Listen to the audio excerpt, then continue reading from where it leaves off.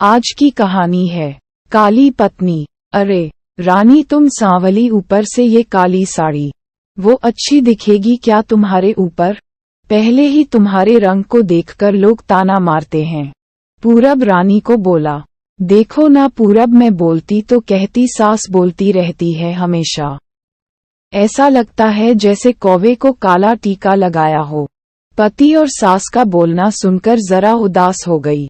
वो काली नहीं थी, कृष्ण वर्णीय और रानी नाक नक्शे में अच्छी थी, पर पति और सास कलर को लेकर रानी को हमेशा ताना मारते थे। क्या करेगा वो भी, वह गोरा और रानी कृष्ण वर्णीय।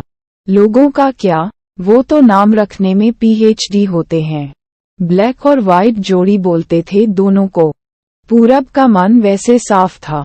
रानी को अगर कोई कलर को लेकर बोलता तो उसे जरा भी अच्छा नहीं लगता था, इसीलिए वह भी थोड़ा बहुत बोल देता था ताकि वह जिद ना करें। लेकिन जब वह बोलता था तो उसे इस बात का पछतावा होता था। उसकी माँ घर में हमेशा कड़वाहट रखती थी। आज भी वैसे ही हुआ। घर में उत्सव के माहौल में सुबह जब सास ने रानी से बात की तो वह थोड़ी घबराई हुई थी। उसका चेहरा भी शांत था। पूरब वास्तव में खुद पर शर्मिंदा था। अपराधी की तरह बैठने के बजाय वह काम के लिए बाहर गया। कई सारी महिलाएं काली साड़ी पहनकर सड़कों पर चल रही थी। सभी ही गोरी थी ऐसा नहीं था, लेकिन उन पर वह काली साड़ी अच्छी लग रही थी। पूरब काम की जगह पर गया।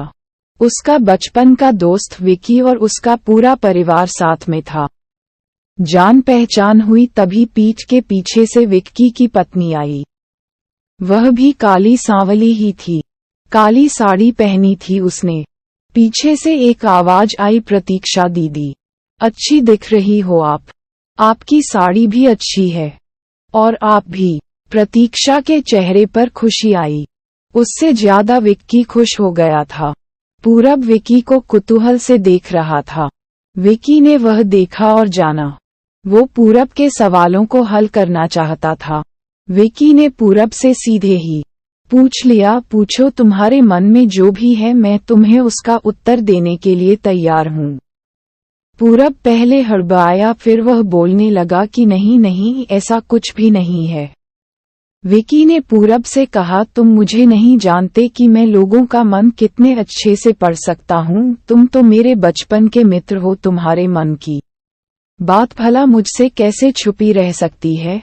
विक्की आगे बोला, चलो ठीक है, तुम्हारा सवाल भी मैं ही बता देता हूँ। तुम यही सोच रहे हो ना कि मेरी पत्नी जो रंग से काली है और आज उसने काली साड़ी पहन रखी है, फिर भी वह और मैं इतना खुश कैसे? पूरब सब कुछ शांति से सुन रहा था और कुछ भी बोल नहीं पा रहा था। विक्की बोला, काला रंग ऐसा रंग है जिसमें दुनिया का कोई भी रंग मिला दे वह कभी नहीं बदलता, यानी कि किसी और रंग की संगत में वह अपना अस्तित्व कभी नहीं छोड़ता। इसी प्रकार प्रतीक्षा भी दिल से एकदम उस कलर के जैसी है।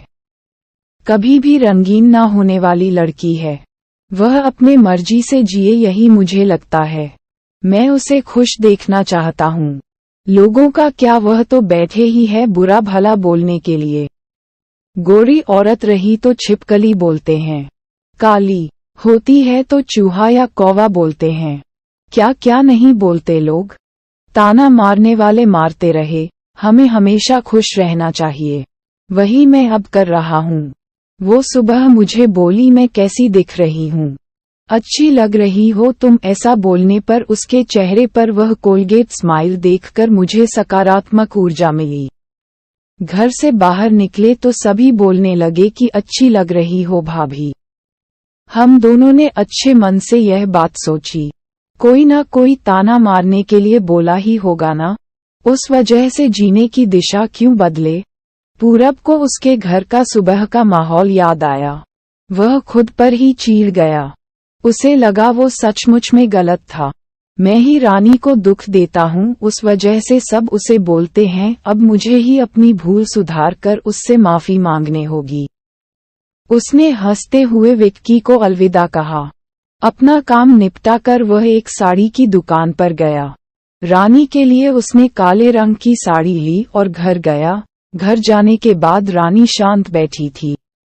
उसने रानी को आवाज दी और साड़ी उसके हाथों में दे दी।